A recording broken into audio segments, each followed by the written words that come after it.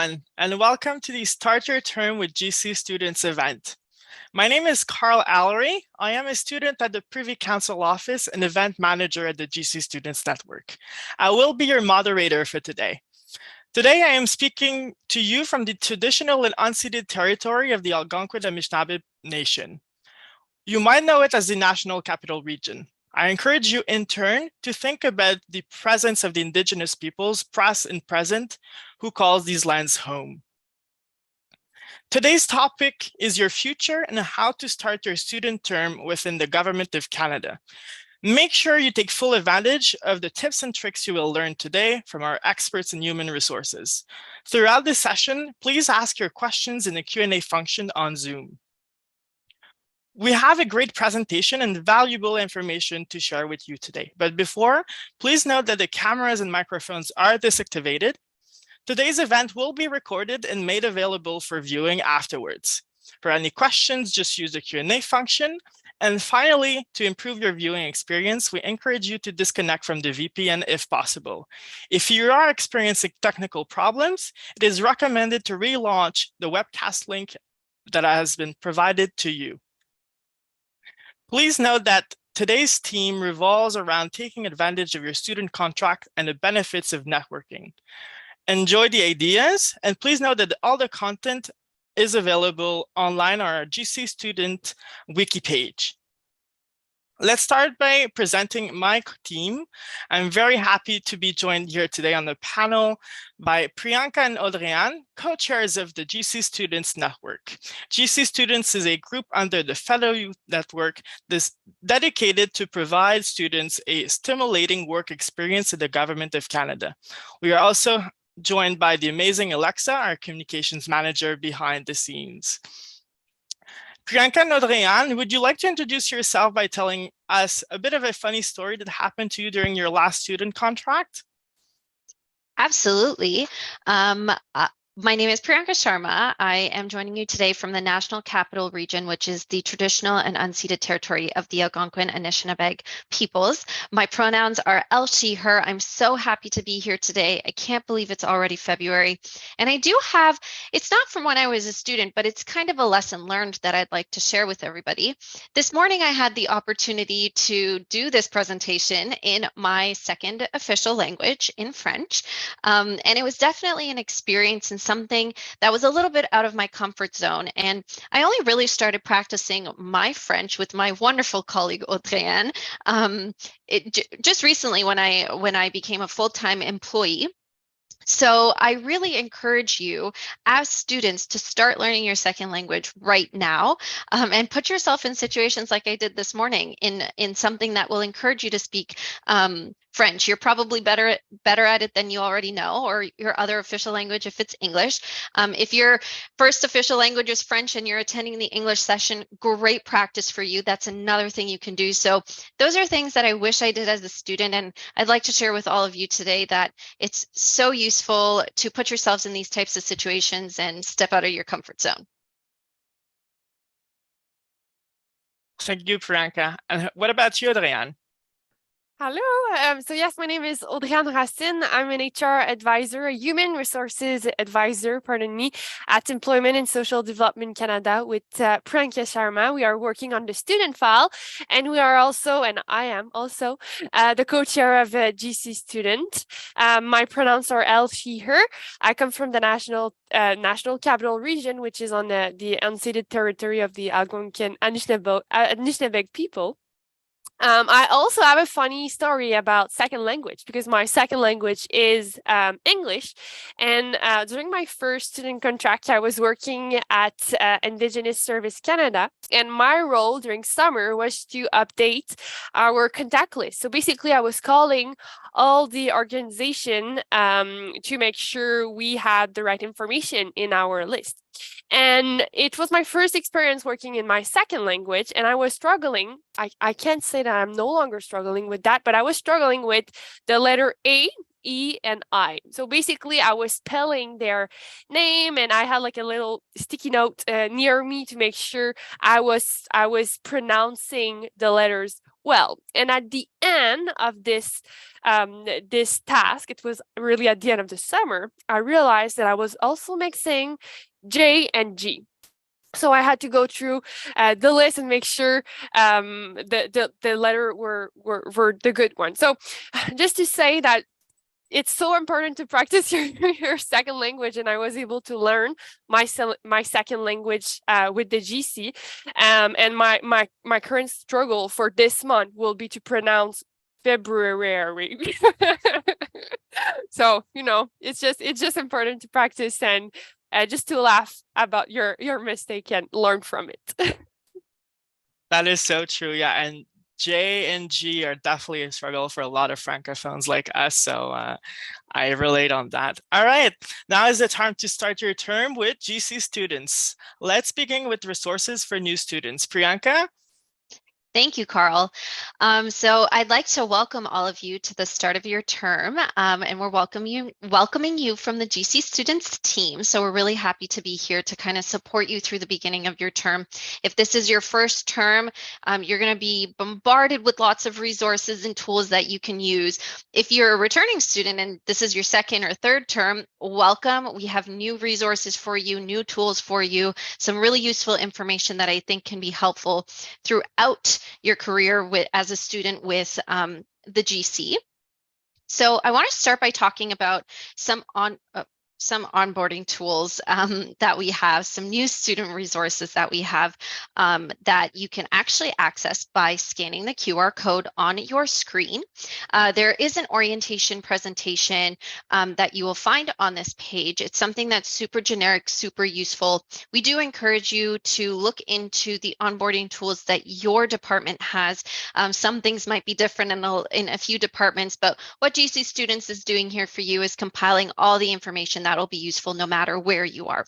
So please do take a look at the orientation presentation by GC Students on our GC Students Exchange page, which we do provide the steps on how to create an account. There's an orientation to the public service course that you can take. The link is provided. So it's definitely a great first step if you are new to the GC. And, we always encourage students to learn about the employer, learn a little bit more about what you're doing and why you're doing it.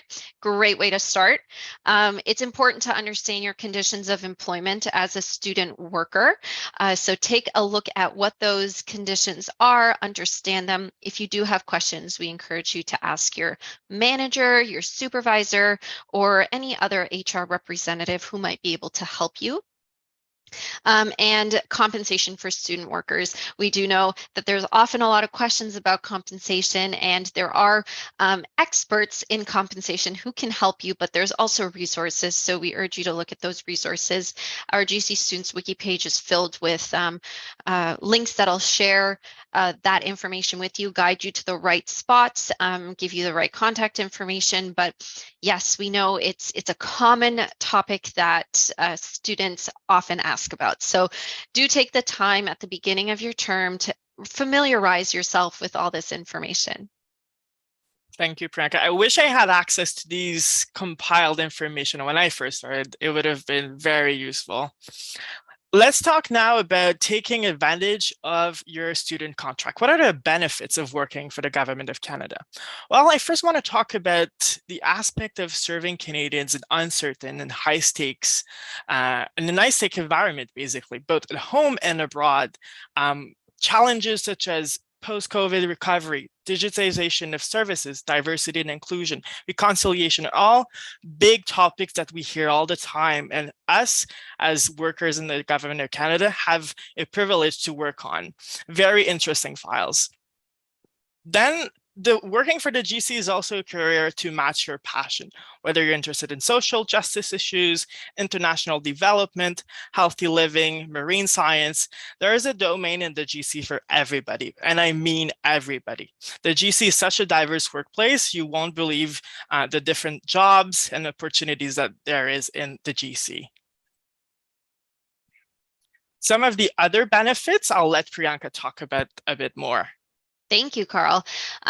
So Carl said it very well. The Government of Canada is known as also the Federal Public Service. And there's so much scope with the Federal Public Service, so many opportunities and diverse work experiences. And that's something that you can take advantage of as a student because you are just starting your careers. You can try to figure out what works for you best and experience new things in whatever job that you have. And, as a student, and if this is your first contract, you are easily rehireable. So there are inventories within certain departments that you could potentially find, which will help you network and reach out for other opportunities that might be more suitable for you or give you more experience. But it makes it a lot easier for you to obtain another student contract because you already work for the Government of Canada, and rehiring is much easier than an initial hire. As a student, after 6 months of student employment, working more than 12.5 hours per week, and without a break-in service, you have access to insurance and pension funds. So that's something that we encourage you to read more about, the benefits that you have in terms of health, dental, pension, all of that stuff is something that you do have access to after 6 months of student employment. And if you are continuing your service without a break-in service, and I do want to just give a quick example of what a break-in service means, because this is a question that we get asked all the time. A break-in service is considered a day in which you are not employed for the Government of Canada and you are not working consecutively. So what that means is, for example, today is February 1st, and if today was my last day of my contract, I would need to be hired as of February 2nd, which is tomorrow, Thursday, in order to be considered continuously working. If I did not get my contract start date to be February 2nd and it was starting February 3rd, which is Friday, I now have 1 day in between the last day of my contract and the first day of my contract where I am unemployed by the Government of Canada. Therefore, I had a break-in service. So it has to be consecutive. It could mean that you end on a Friday and start on a Monday, but there cannot be any working days in between your contracts in order to be considered consecutive. If you do end up having a break in service, you do start back from being considered as working 0 months or starting as your first month. And that does happen sometimes. Don't feel discouraged. Sometimes things don't go the way they should, but we will go into how to have those conversations with your supervisor or manager to, facilitate a conversation of potentially renewing your contract or finding other positions. The other advantage of being a student employee or worker for the Government of Canada is student bridging. And we will be doing a presentation in March, which will highlight a few more of the HR related details to student bridging, what it really means. But student bridging is basically an external non-advertised process. It's something that students have access to once they've completed their studies. It's really through networking and conversations with your manager that you might be able to find an opportunity like student bridging to become an employee of the government. The last, but not the least, benefit of working for the Government of Canada is service buyback. Your years of work as a student worker can be counted as part of your working years for early retirement if you decide to buy them back. And of course, there's going to be lots of questions on service buyback. I do want to highlight that we are not compensation or pension experts, so we can do the best we can to give you maybe our experience, but if you do have questions related to service buyback, scan the QR code on the page, all the information that we've shared just now about the benefits of working and, student bridging benefits, service buyback, that can be found on our GC Students Wiki and through the QR code on your screen. Thank you, Priyanka, for this introduction to our benefits. As you said, there are so many more. Now I want to take a poll in the audience. There are 2 questions here. Do you work in your field of study currently? So are you employed in the field that you're studying in? And did you know that students workers have access to GOC benefits such as the pension and insurance?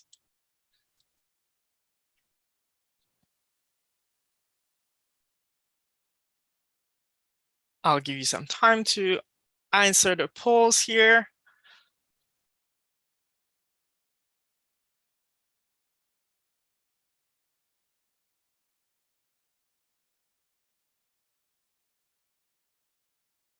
All right, so I see that most of our attendees are employed in their field of study, which is great. We have a 77% yes response rate, but there are about 1/4, which is the same in the that was happening in the French session, that said they're not currently employed in their field of study. If you do want to be employed in your field of study, stay tuned for the latter part of our conversations, because we're going to talk about how to do that, which is basically through networking.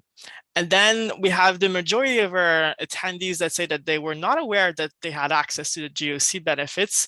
Again, this is something we'll talk a bit more about, so stay tuned. But these are really great benefits that you can have access to. All right.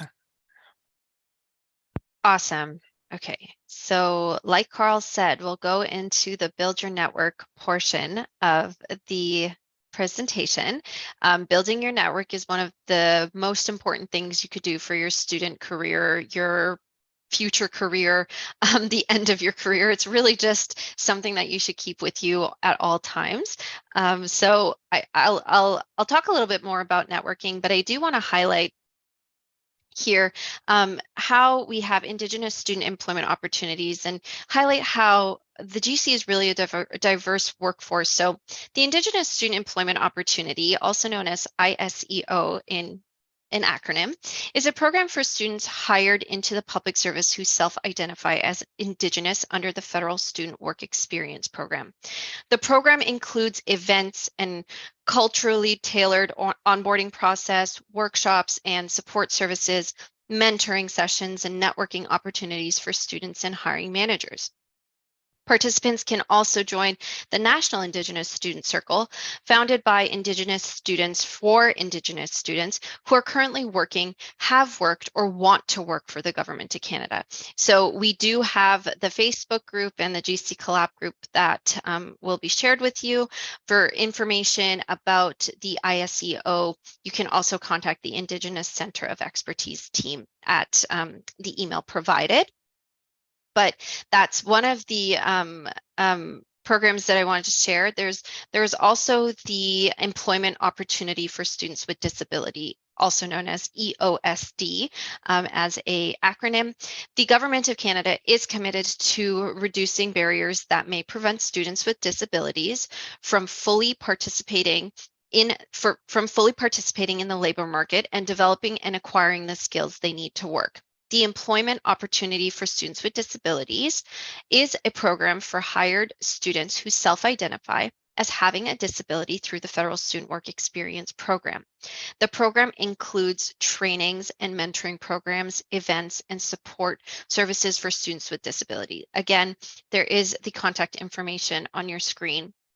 If you do have any additional questions or would like any additional information, they are the experts. They will provide you with the information that's useful. And a conversation you can have with your manager is you can register for the ISEO or EOSD program through completing the form. So if you would like to do that and you didn't know that this exists, I encourage you to talk to your manager about it and complete this form. You can also have your hiring manager or human resource specialist complete the form on your behalf. So this is the way you would register and take advantage of all of these networking and opportunities, tools, and resources that they have for you. Which brings me to, Thanks, Priyanka, for letting us know about these resources and programs. I do want to add one more thing about self-identification. As a student, it's important to self-ID if you would like, but it is very, very helpful to the government and the people who are working on these resources to understand what our student population looks like. So when you apply to FSWEP, or if you're here through co-op or a student opportunity, self-identification really helps us provide you with the resources and tools that you need to excel in your career. So it's important to self-ID. It is voluntary, but that's just a key point I wanted to add there in order to help you build your network. But we'll get into another question, which I think Carl, you can go ahead and introduce. Absolutely. Thanks, Priyanka. Audrey-Anne, I have a question for you. I am looking for a student job in my field of study. Where should I start my research?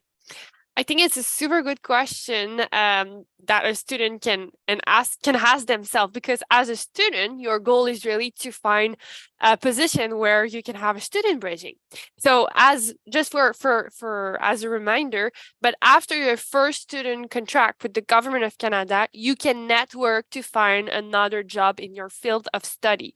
So basically, you just have to prove you just have to prove that you had a previous job with the GC with your last letter of offer. So it's super important to keep it near you to make sure you can network after, because that will help you to find a job and be rehirable.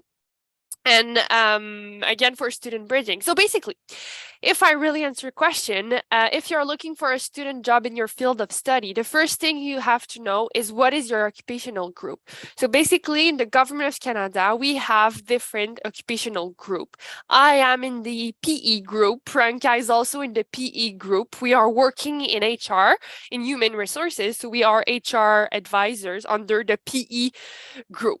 So the first thing that will be super important for you to know before you start to network and do some researches is really to go on the, and I'm the person in charge of sending the links, but it will be to go on the occupational group within the Government of Canada and try to see if, for example, you are doing a bachelor degree in administration.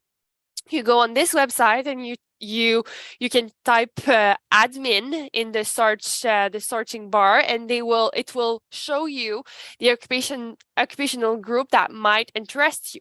So you'll need to check if you don't have a bachelor degree, can you apply on a PE job, for example? You can, because PE, the group for PE, you need to have a bachelor degree. So just to be a little bit more familiar with the occupational group.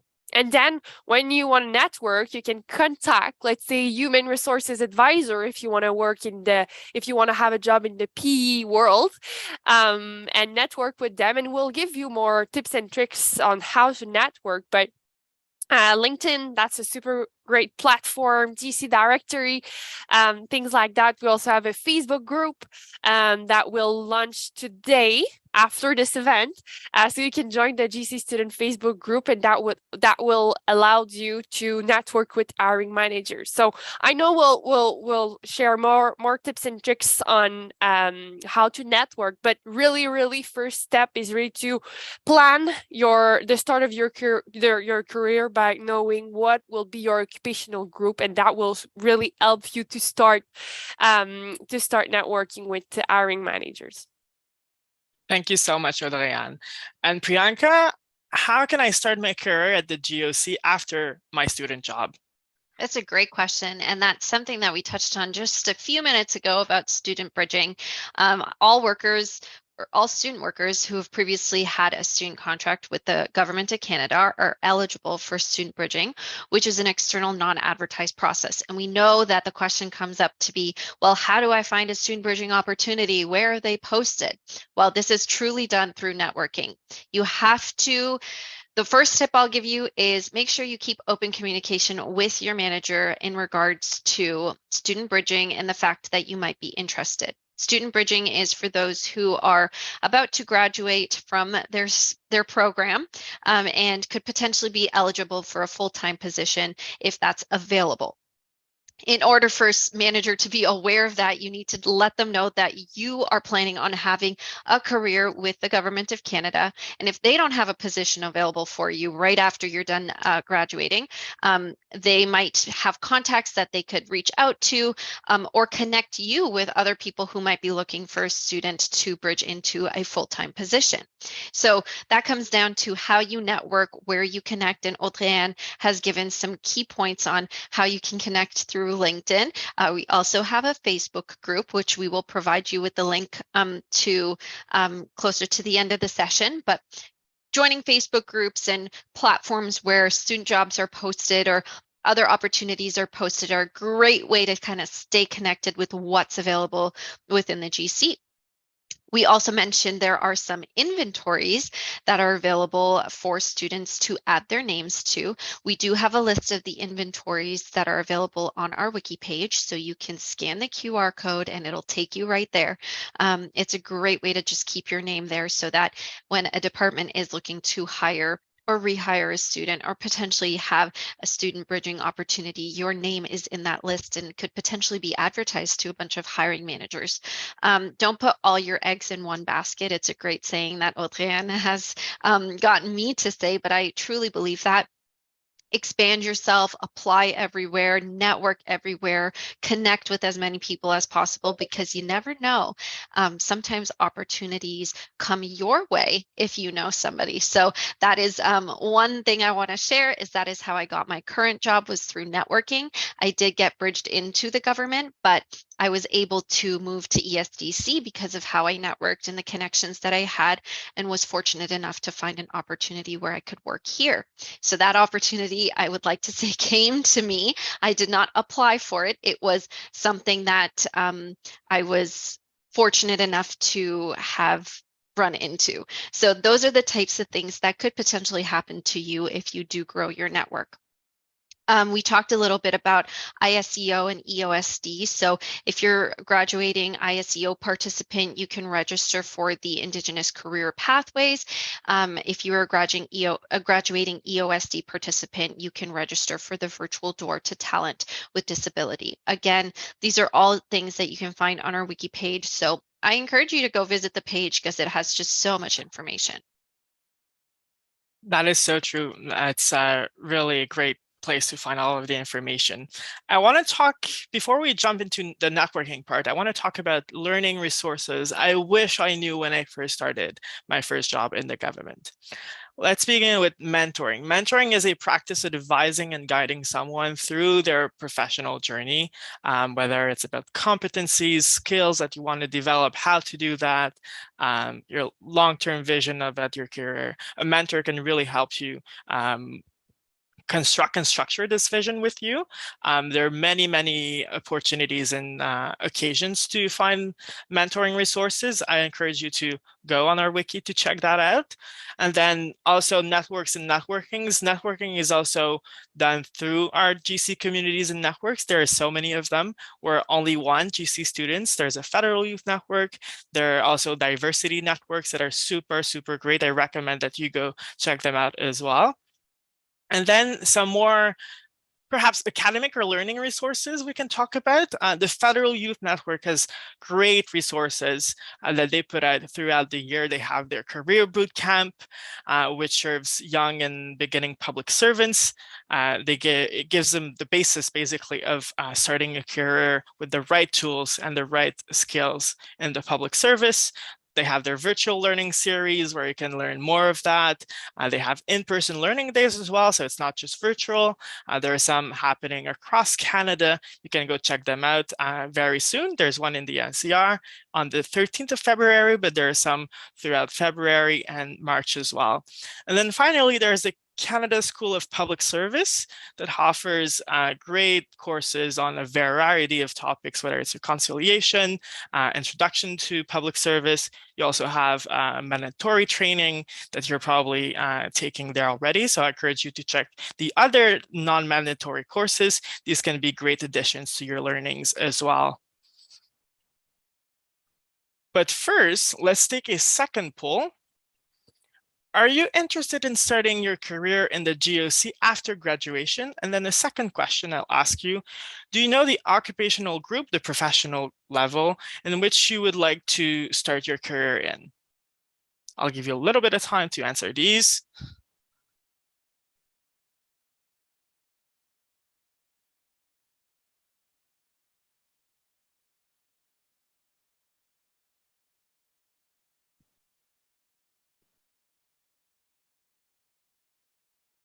Excellent. All right, let's see. So most of you are interested, which is a great thing for us. I see that some of you are unsure. Well, I hope this presentation will convince you that the GOC is a great place to work. And then I see that most of us don't know our professional group, which is okay. It took me about a year to learn mine, so don't worry about it. This is a normal course of your learning, so you'll get there eventually, as we all did. Let's jump into the networking part with Audrey-Anne. I mean, Audrey-Anne, if you want to go ahead, or I can go ahead, it's up to you. Oh, I was trying to respond to the question in the chat. So Priyanka, Oh, if you can, that will be no that would be worries. good with me. Okay. Let's turn to Priyanka then. Okay, thank you, Carl. So networking is one of my favorite topics to talk about. We've done many presentations on it, and I think because you are starting your term with the GOC, I highly recommend you make it a priority to try and go to as many networking events as possible. We always advertise them on our social medias, which we'll share with you at the end there, but it's one of those things where I want to highlight that it's not an easy piece to do. It can be sometimes nerve-wracking. You could feel a little overwhelmed, and it's really one of those skills that takes time to learn and to really get confident in yourself to go out and network and talk to people. But a few ways you can help yourself in order to be prepared to network, which is a key thing when networking, is to make sure you are prepared and you know what you are doing, is to research your occupational group. So we talked about this. Audrey-Anne gave a wonderful answer.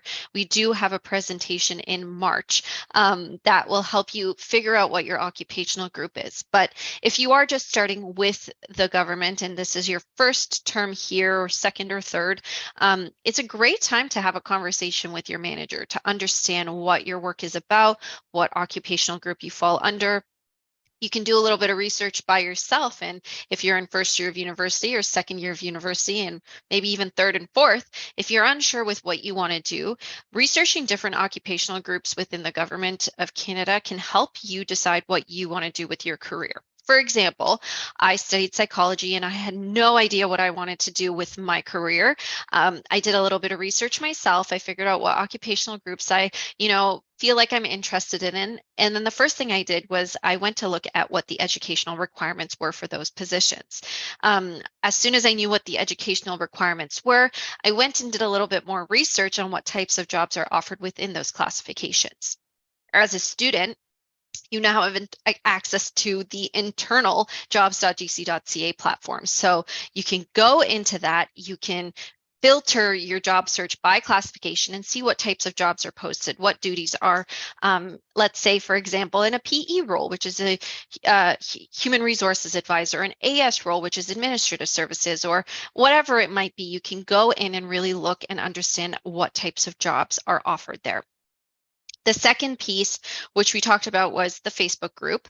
We do have a Facebook group for GC students, which we'll share the QR code for at the end of the presentation. It's a great way to connect with people in your community.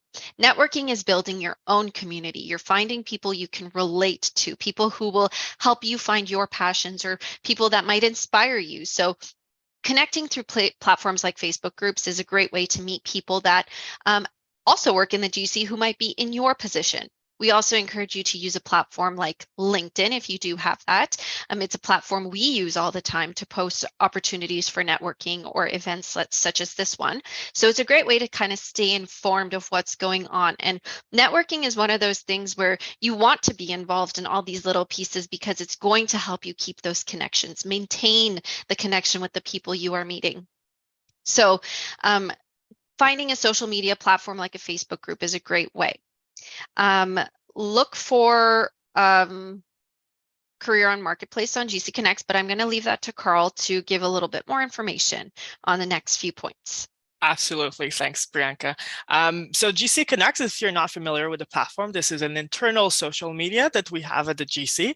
It's a great place, and one of the groups that you can find there is called the Career Marketplace. A lot of hiring managers post employment opportunities there as well. So this is another online networking resources that you can check out. You can also go on GC Directory. This is our directory across the government of Canada. You kind of see there most of the positions and what people do in the government. So if you're like me, for example, you're not sure what they do at Health Canada, but it seems that they have a pretty interesting mandate. Just look up the departments, the branches, and see what people's titles are and what they do. And this can orient your search and help you define what kind of career and what kind of employment opportunities you want after you graduate. We talked about GC Connects, but there's also the GC Exchange platforms. This is another Microsoft-based tool that you can help to socialize with people across departments. It's a great way to network with people. This is also a great way to work. I'm not from the same department as Audrey and Priyanka, so this is the tool that we use mainly to create our presentations and collaborate together. Then there's also LinkedIn and Twitter. More public servants are using these tools every day to hire, retain, promote students and employees. So these are great social networks to look at if you're looking for employment opportunities after your studies. Before we move on to the period question, we have a few announcements to make. So first off, our mission here is really to give you information and resources that you need. So we want to create events that work for you, that you're interested in. So we encourage you to fill our feedback form for any comments or suggestions that you have for us. Your feedback is super, super valuable. I cannot stress this enough. We're here to work for you. So whatever you need, we want to hear about it, and we're going to try our best to make it happen. Following our event today, we will host another event on March 15th. The Plan Your Career event will tell you about how appointment processes work, how student bridging work after your student contract. So this will be very useful for you guys if you're in the same position as me that are going to graduate soon and you want to learn more about what's happening next, which is a burning question on a lot of students' lips right now. And then Priyanka, maybe you want to share a bit more about our student groups. We have our QR code there. Absolutely. So I think I've mentioned the Facebook group quite a few times throughout today's session. It is launching today. It's a wonderful opportunity to network, but at the same time, we're going to have some information about potential student jobs and jobs after your studies. So it's a great place to go and stay connected with what's going on in the GC. So Of course, they can also follow the Public Service Commission on the social media for job, because I saw this morning for a PE1 job that student can apply if you are looking for the PE1 in the PE world. That can be interesting. I just want to clarify. So all the student recruitment programs that you hear about are run by the Public Service Commission. They are the experts. If you do have questions, please contact them, visit their websites. GC Students is really here to support you and show you that these resources are available on the Public Service Commission's website. So yes, absolutely. Thank you for sharing that. And the last thing that we have for student is that we launched in December our newsletters. So you can sign up and we'll send the newsletter for February. February. I don't know how to say it. Sorry, really sorry. But for the second month of the year, in 2 weeks. So we'll share more information about how you can find the inventories and what the links for our next event, things like that. So make sure to sign up for our newsletter. Absolutely. Thank you, both of you. And then here are our social medias. So you can follow us there. We're very active actually on social media. We share everything there. So it's a great way to connect with us as well. So now let's start our question period. Again, I'm inviting you to submit your questions using the Q&A function on the Zoom app. Audrey-Anne and Priyanka, I hope you're very motivated to answer questions. We have a very engaged audience today. Alexa as well, you're welcome to join us for our Q&A session. Let's begin with the first question. Does bridging in always have to happen directly after graduation, your end of student contract? For example, would it be possible to bridge in with a couple of years gap?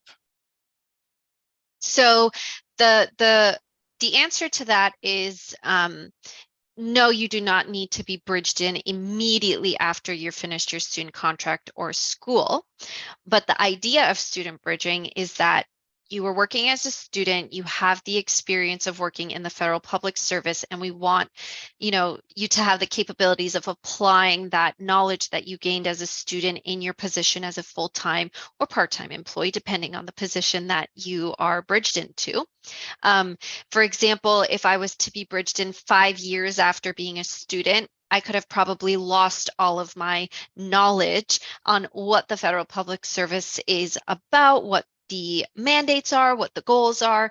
Maybe just I won't be as refreshed in my knowledge there. So ideally, if you were to get bridged in as a student, maybe within the first year, but there's nothing written down on when the best time is to be bridged in. It's just something that you need to take into consideration in terms of your career and how you want to position yourself in the government of Canada. So technically speaking, no, but be mindful of how much gap you're leaving between the time you graduate and get a full-time position as a student. Audrey-Anne? And just to add on that, but a student bridging is a way to say non-advertised external process. And basically everyone that would like to join the GC can go through a non-advertised external process when they want to join the GC. But most part of the time, you need to have a reason why the manager decided not to go through a process and opening a job for everyone to apply. So that's the thing. Everyone that would like to join the GC, so to find a term or an indeterminate position, they can go through a non-advertised process, external, and you as a student, you are external, you are a worker, not an employee. So yes, you can still be eligible for a non-advertised external process, but the reason, if you have like a 4 years between your last student contract and when you want to join the GC, maybe the reason of the student bridging might not be good for you. So just wanted to add that this non-advertised external process is open to everyone, but the reason might not apply. Yes.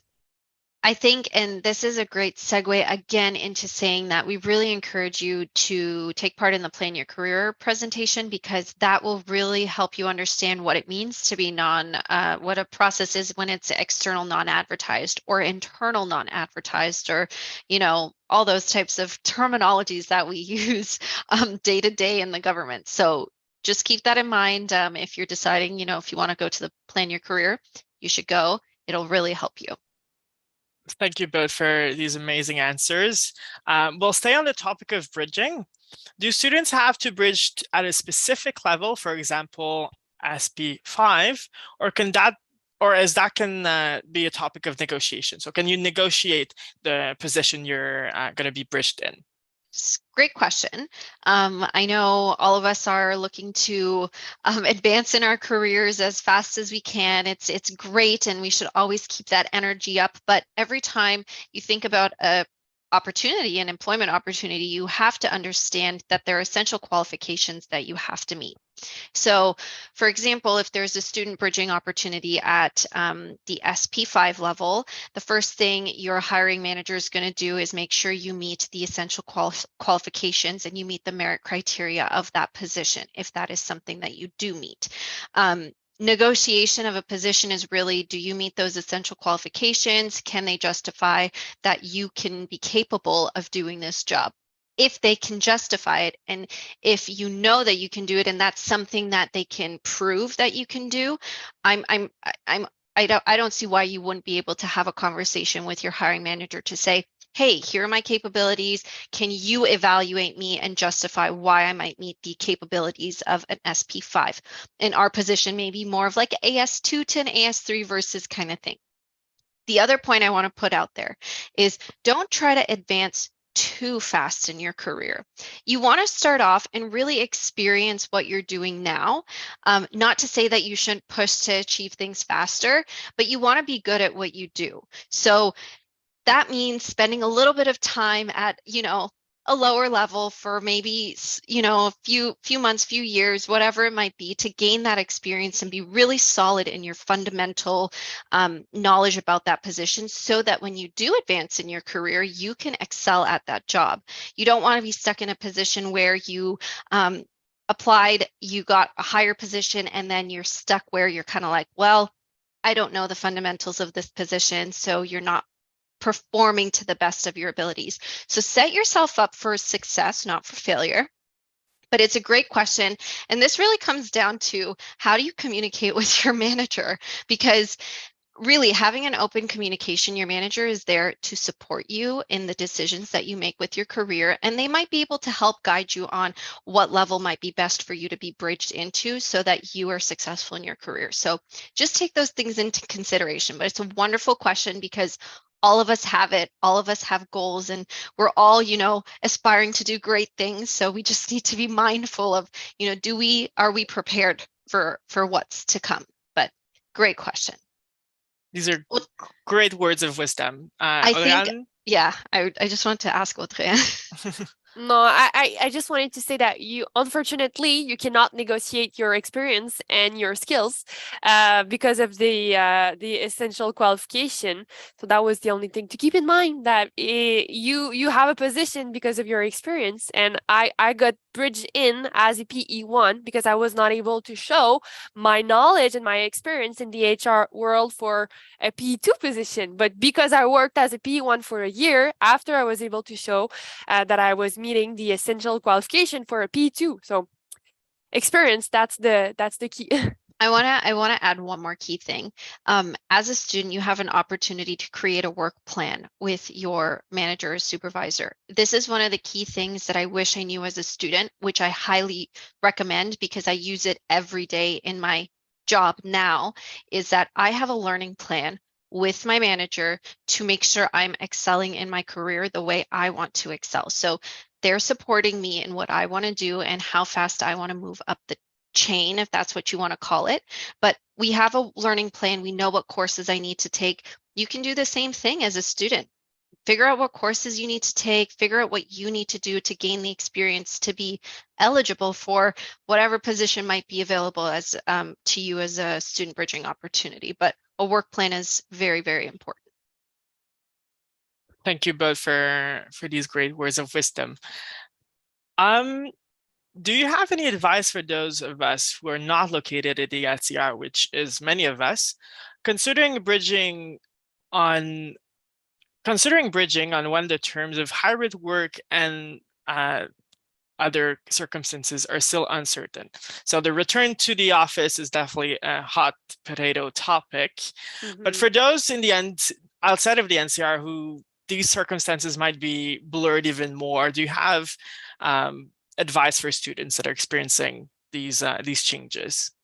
I definitely think that Alexa can answer this question with what the Federal Youth Network is doing in the networking opportunity. So I think Alexa is the best to answer this question. I'll try my best. So I am located in the NCR, which means I can't give relatable experience.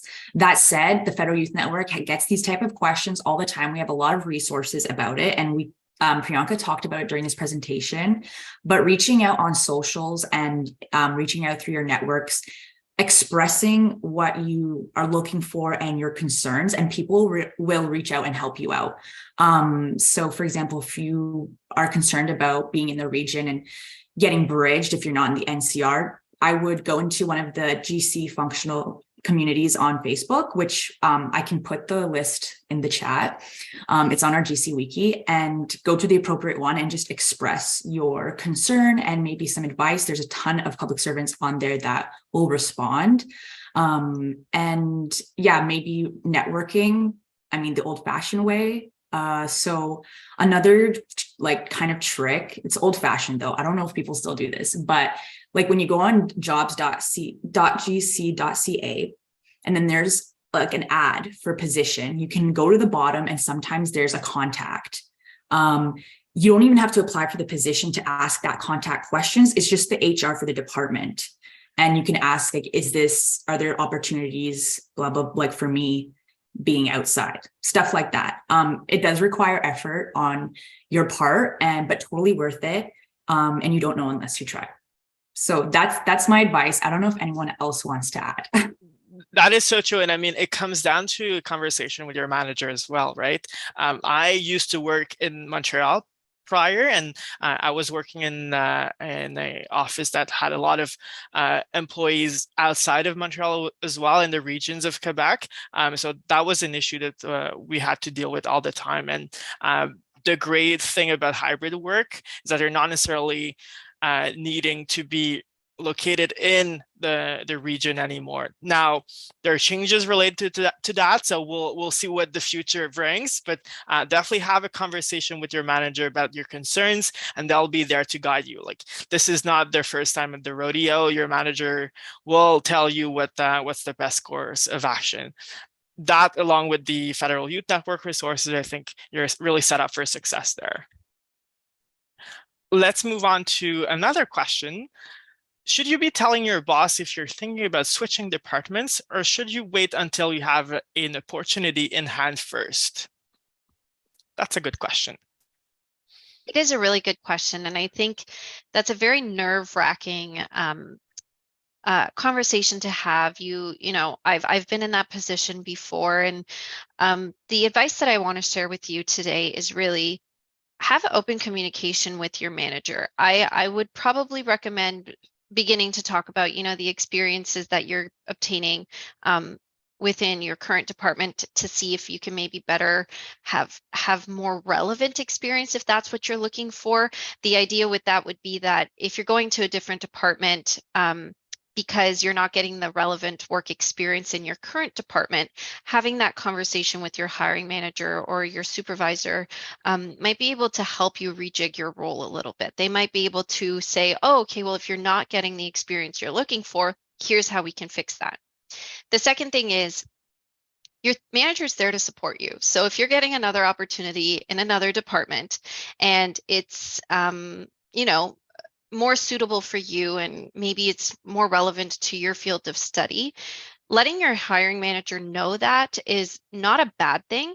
They're there to support you in your career, and I'd hope they'd encourage you to take the position if that's something that is better for you. But again, it comes down to just keeping that open line of communication with your manager, to just be truthful and honest about how you feel within your current position, why you think the other position might be better. I can give an example for myself that did happen to me while I was a student at D&D.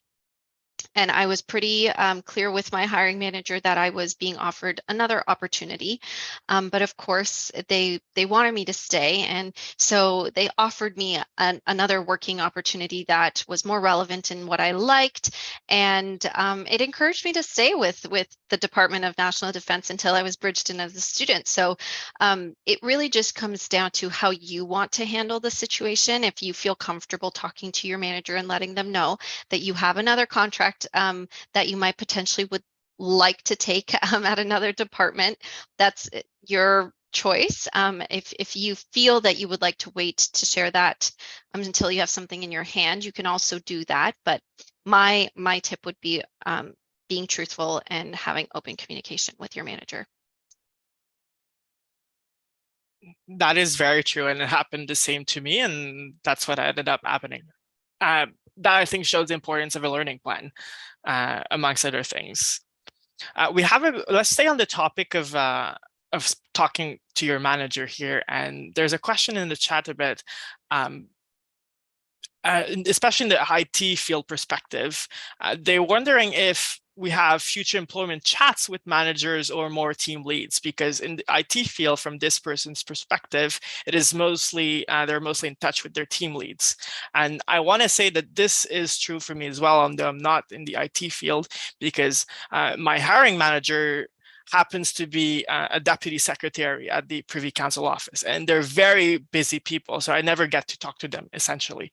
But with my supervisor, I developed a really good relationship, and we've built a learning plan together. And she's supporting me in my learning needs, and then this supervisor is relaying the message to my hiring manager whenever there is a need to. So it doesn't have to be the manager. We talk about managers a lot, but really it can be your supervisor, your team lead, or whoever is your supervisor in your specific circumstances. It can also be your mentor, for example, that you develop competencies and skills with. Whoever you have confidence in, whoever you're feeling safe to talk about these issues, I think it would be a good person to talk to about these things, about the future of employment. Anyone else has something else to add to this question? Excellent. We have another question here about service break. Does service break include leave such as vacation or sick leave? From Mary. I think it can be interesting also just to explain quickly that the student don't have access to vacation or some how am I supposed to say it in English? To sick leave. Sick leave and just vacation leaves, but you can take oh no, I don't. It's leave without pay. I'm lucky to have you. No, I'm lucky to have you. My student can request a leave without pay. So it is a great question from Mary. So I know, and again, we are not HR, we are not compensation advisors, but you can, that will not have an impact on your service break. I know there's something if you take break at the end of your contract, but again, we are not. I don't have the answer. I know, Priyanka, you had a student and you did some research to help her, to guide her. Yes. So again, I'm not the expert. I'm going based off experience and what happened with the student that I was supervising. But the only recommendation I have for you to understand a break in service is look at your letter of offer and see what the last date is on your contract. So for example, if today is February 1st and today is the last date for the end of my contract, I want to make sure that my next student contract says that my start date is February 2nd, right? So that's what matters in terms of break of service.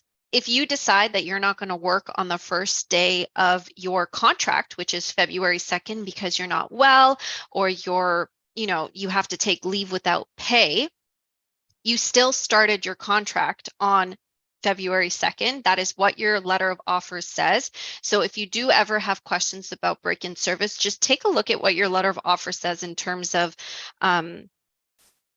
end date and start date. So you want to make sure they align in the calendar. You can always open the calendar and make sure, but it's also a great way to, just make sure with your supervisor or your team lead or your manager, whoever you're in contact with, to let them know that you want to make sure you don't have a break-in service, and they can always try to make sure that doesn't happen. They will also keep you informed if that's not possible. If there's something that happens where you unfortunately are not going to be getting a contract immediately after the end of your original contract, they'll let you know so you can be mentally prepared that there will be a break-in service before your next contract starts. That's the easiest way I can explain it. Because of the nature of the question, I think we also got a lot more information on how vacation and sick leave are not really something that students have access to, unfortunately. Excellent. Thank you, Priyanka. Another question here is from a co-op student, and they're saying that they have a contract for 8 months, and they're wondering when is a good time to start talking to my manager about bridging. So I would assume here the person would graduate from their studies after the 8 months. So when would be the good time to start talking about bridging to your manager? As soon as you can. Yep.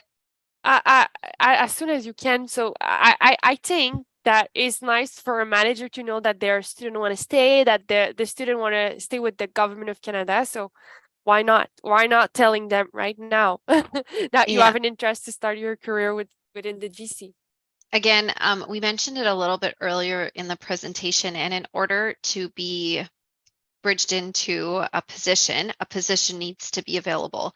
And if you're telling your manager 1 week before you're about to end your contract, it's harder for them to prepare for a position to be available for you, or for a box to be available. So you have to fit into a box. There is a position that needs to be available in order for you to be bridged in. If you tell them right now, it's beginning of February, you've been with the government for a month or in your co-op for a month. If you tell them right now, and they know that this is something that you are looking into and interested in, it's valuable for them to know, just in case they need to tell you that, sorry, we won't have a position available in our team, but I can spread the word in other teams and help you network to find other positions so that you can potentially find a bridging opportunity after your studies. So Audrey gave a nice, sweet, short answer, but right now is the best time to go and talk to your manager. And maybe just to add that sometimes in your team, they will not have, let's say, an entry level position for you. So after your study, so maybe they can also create a position in the team for you to stay, but that takes time, and also to create the position, and that after to prepare your student bridging. So again, as soon as you can, we never know. There's a lot of steps in the process, so. That is so true. I mean, I'm graduating April 2024, and I already know that my plan is to continue working with them if I can. So the sooner the better, definitely. So we have a question here about bridging still. When bridging for a full-time role after your studies, what parts of the public service collective agreements can we negotiate? That's a quick answer. None of them, I would assume. This is part of the labor collective bargaining process. So as an employee, you don't really have much say. It's your union that controls that. But I'll let the HR experts talk a bit more about this.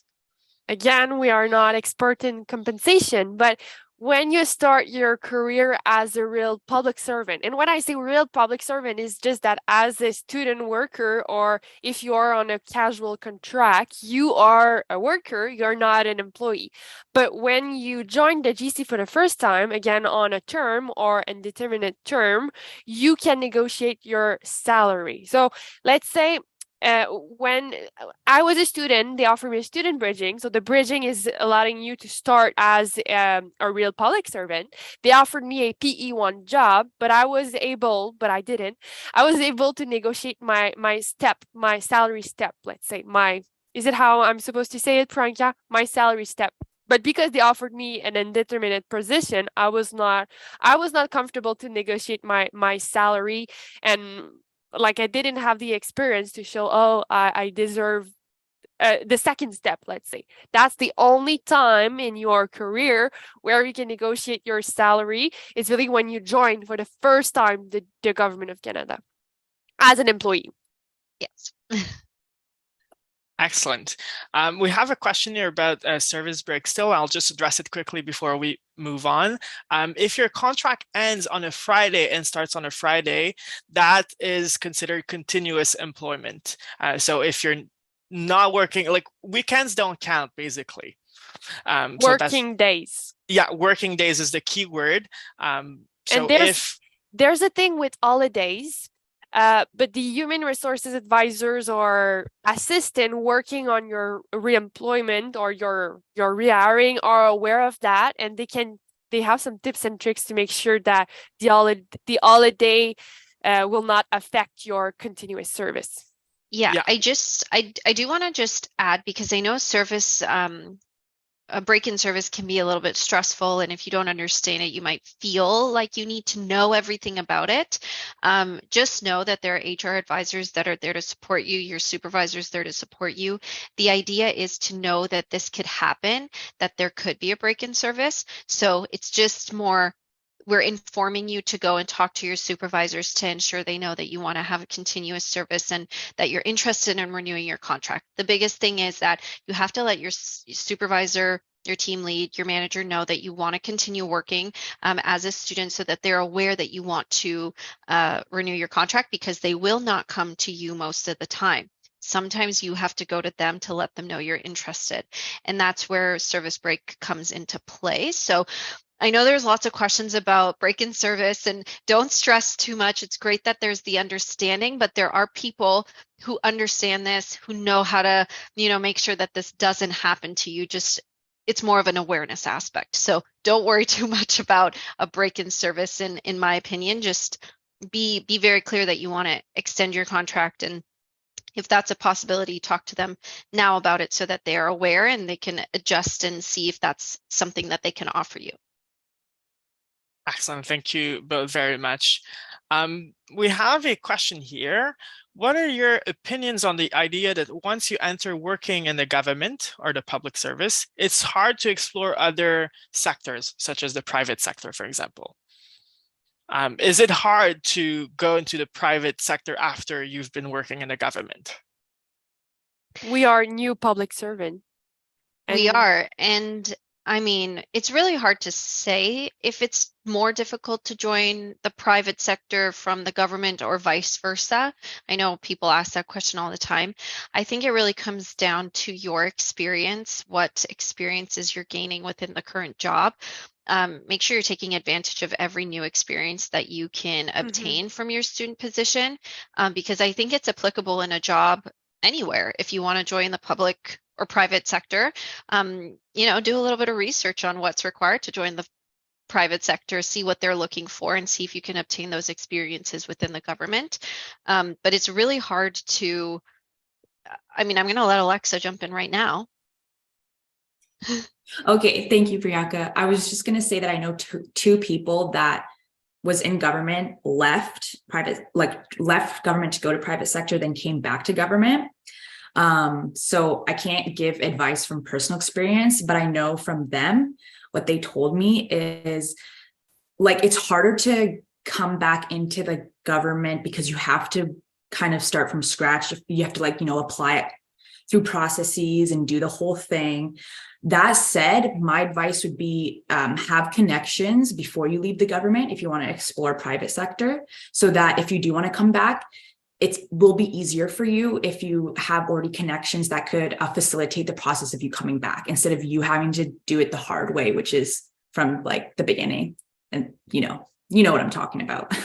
It makes so much sense. And we say it about student bridging as well. I mean, your experience here in the government will be different than your experience in the private sector. And it's extremely important to understand that the federal government is different than, other parts of the government, provincial, municipal, and then there's also the private sector. So you have to understand that, taking a break from the government means that, you're exploring new things, and that's great. But you want to make sure when you come back, you still have that capability, those connections to, do the job. So, I guess the overall advice for that would be, if you are considering going into the private sector after school or whenever it might be in your career, just make sure you are taking full advantage of the experiences you can have in the government, because any experience you have can be relevant to whatever you want to do in your future career. So I wouldn't take it with the mindset of, oh, it's too hard to do that, because people do it. They do leave, they go to the private sector, and then they come back and they apply to processes and they come back into the government. So it's not an uncommon thing. And maybe just to add on that, because we have a colleague in our team that is leaving this week for a year, but she's keeping her job, she's keeping her position, but she will not have the salary. She decided to took a year without compensation, let's say, but her name will stay in this box. It will be her position, so someone will come do her task during this year. So there's always this option to leave and keeping your position, and then when you'll come back, you'll still have your job. But again, you need to have a conversation with a human resources advisor and make sure everything is fine. But there's still an option to keep to keep how I just know the expression in French, garder un pied dans la porte, là, to keep keep your foot in the door. You want to make sure that you keep your foot in the door. Thank you all three for these answers. I just want to touch on benefits a bit. If you are eligible, you do have to apply, and the best people to contact about this is compensation advisors.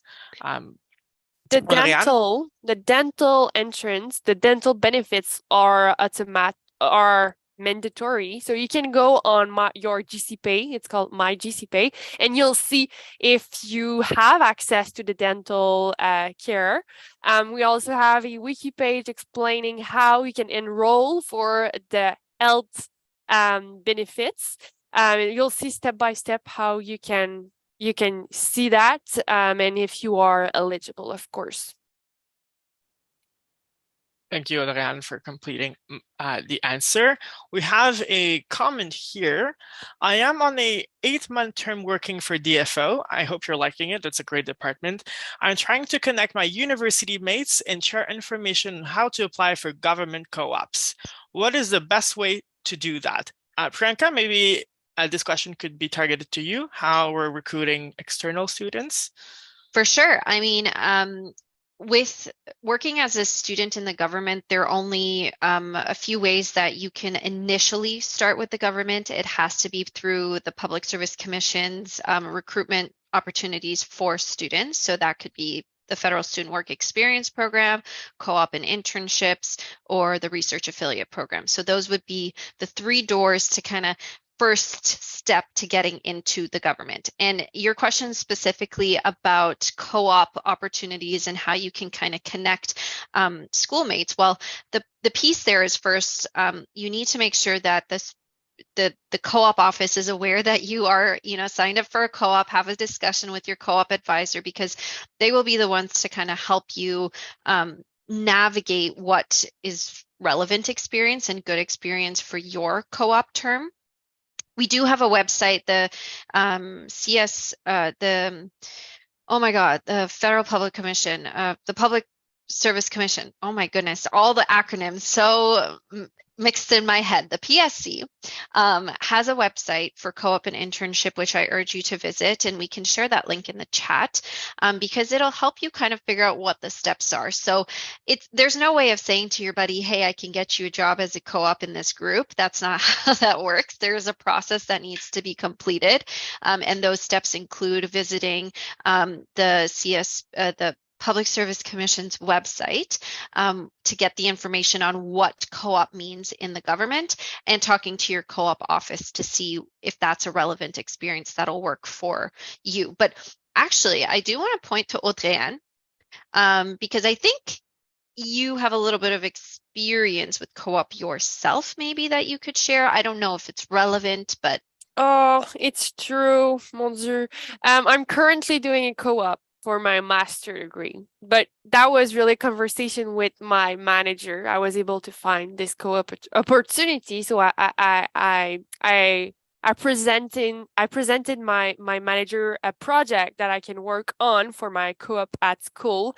But really, I think the question is just that the student would like to help his or her colleagues or their friends at school. Yeah. So I'm just like, wow. That's amazing. Yes, that is really amazing. And there's so many resources for them. So if you visit our GC Wiki, it'll lead you to all those resources because everything's in one spot. But yeah, I know it's a common question where all students are so mindful of their friends saying, oh, can I help them get a job? And I think this is the best way to help a classmate or a friend get a position with the government, and it's providing them with those resources and making sure they have all the information they need when they're starting that process. That is amazing indeed. Alexa, I have a question for you. How can students get involved in the Federal Youth Network? That's a great question. And before I address that, I just want to say that I typed an answer in the chat, but I want to say it to everyone because it was a great question. What happens if you don't have social media? How do you network? GC Collab, GC Connects, that's like the Facebook of government employees. There's groups where you can post, join communities. There's communities on those 2 platforms that you can join. Your Young Professionals Network, contact them, get involved. They have connections, they can help you. And then lastly, something I don't recommend, but this is like last effort, the GEDS, which is the Government of Canada Directory. You can find hiring managers in there and email them, seeing if they have availabilities for you. That said, I highly, highly recommend you do research on them first on LinkedIn or about their team, about their branch and department first, because they will not answer if they knew that you didn't do your research. Okay, tangent over. So how do you get involved with the Federal Youth Network? Email us that you're interested in being a volunteer.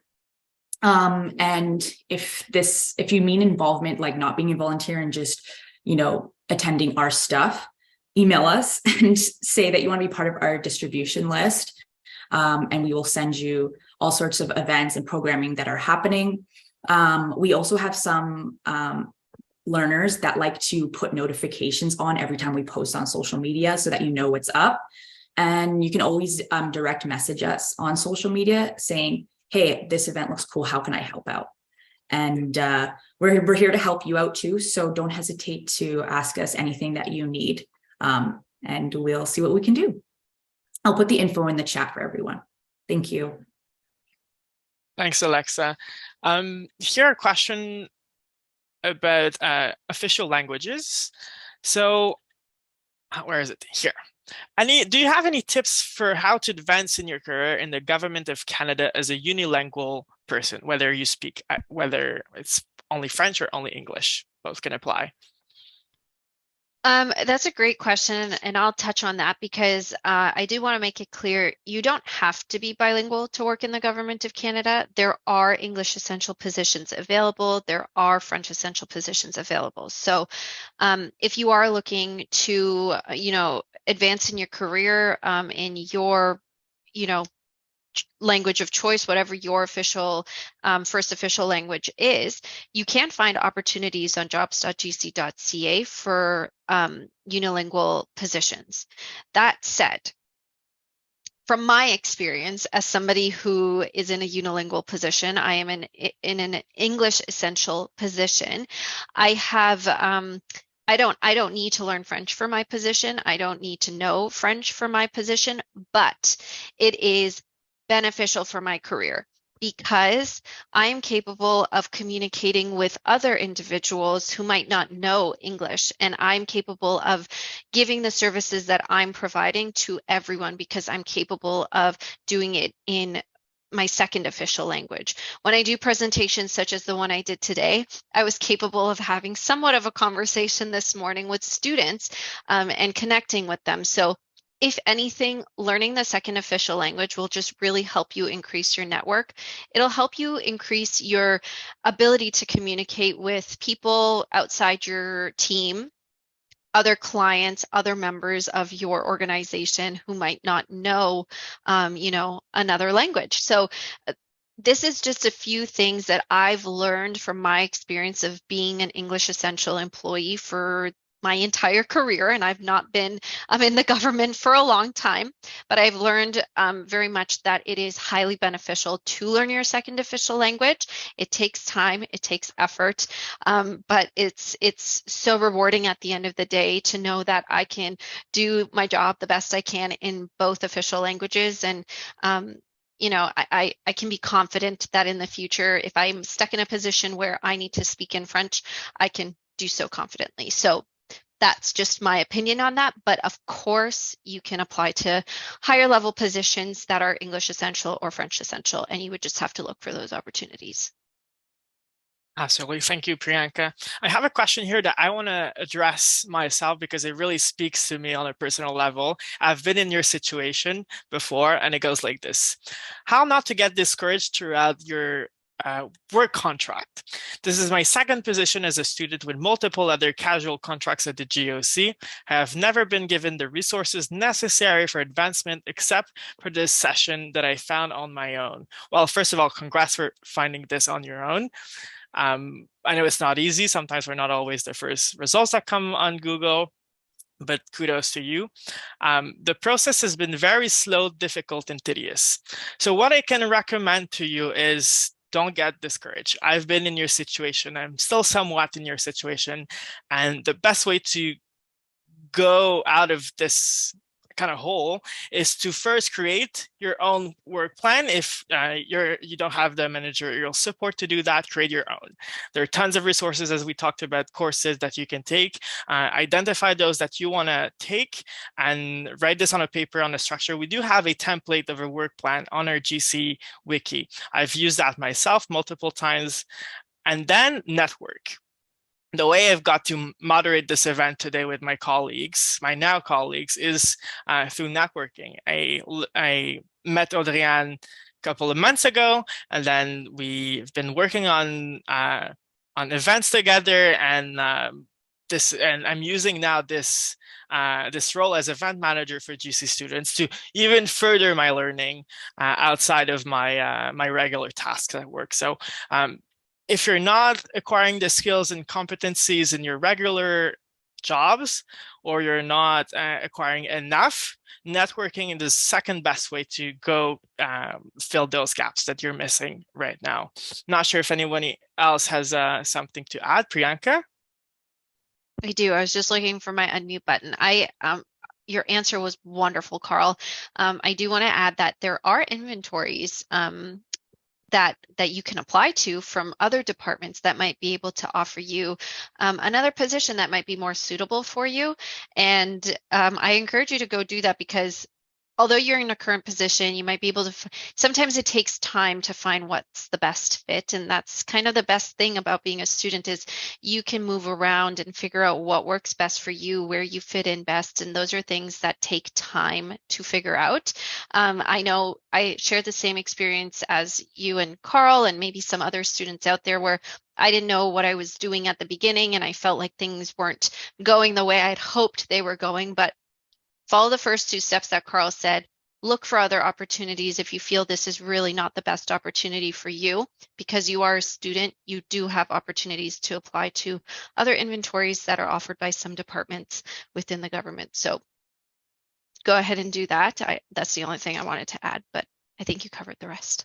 Thanks, Audrey-Anne. Cal, I have a question for you. Yes. Because I see in the chat we have a lot of question about second language. So Yes. the question that I will read in the chat is there any learning groups or free classes for French for students? Yes. So it's funny that you mentioned that, because we're actually working on a new opportunity, a new program for students, and it would be basically a chance for students to practice their second language. It would come under the form of a discussion circle. It would probably be available over the summer, and I'm actually looking for volunteers to develop this new initiative. So if you want to connect with me on LinkedIn or by email, just shoot me a message whenever, and we can work together to develop this new program. It's a great way to network, to start your networking, and to develop your second languages. But definitely stay tuned, because this summer we're launching this new initiative, and this will be another chance for students to practice their second language, whether it's French or English. I see that the time flies, and we have a lot of questions about bridging service buyback. Come to our session on March 15th. We'll address a lot of these concerns. In the meantime, you can research on the Pay Center's website, on our wiki as well. They have great resources that you can consult. Let's end with one question, though. It goes like this: if I graduate in April and being bridged, if I graduate in April, is being bridged something that can take a lot of time? I'll restart that, okay? If I graduate in April, is being bridged something that can happen before April, since it may take a long time? So basically, they're asking if they can be bridged before or prior the end of their contract. So it's funny that that question came up, because I think Audrey-Anne and I had very similar experiences when we got bridged into the government. I think one of the more common ways that I've been seeing things happen in terms of bridging, you're correct, it does take a long time. It is a long process, and that's why we encourage you to have the conversation right now with your manager if you are graduating soon.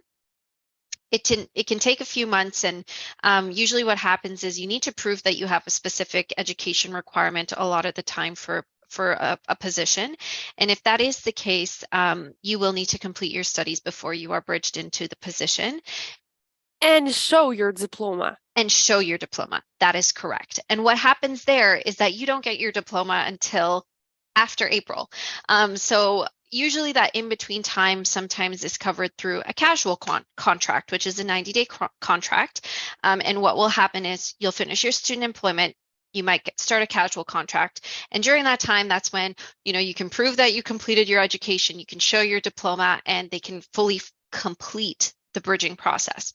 So don't be discouraged at how long it takes. Yes, there's ways you can work in between the time of you getting your full-time employment, which is usually through a casual contract. But again, this is a very valuable question because it really highlights the key importance as to why you should be having this conversation now rather than closer to the end of your university degree, because they need to get things going, and it does take a long time. So not to make you feel like it's a 1 month affair, it's really usually not.